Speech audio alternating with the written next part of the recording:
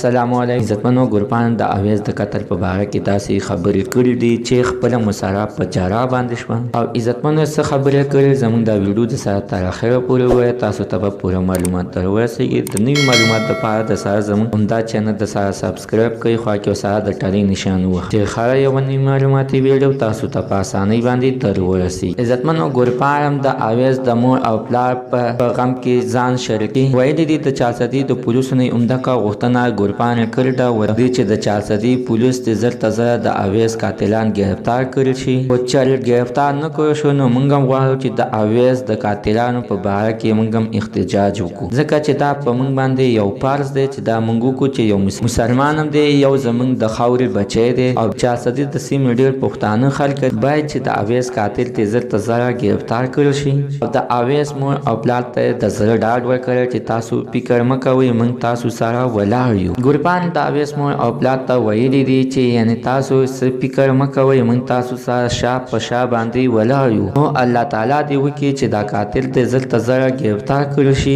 او عدالت ته دې بود نه تللی شي او د چارسدي په چوک کې دې سړیان پانسي کړي شي مینوالو الله تعالی دې د اویس مور او پلار ته د زړه صبر ورکړي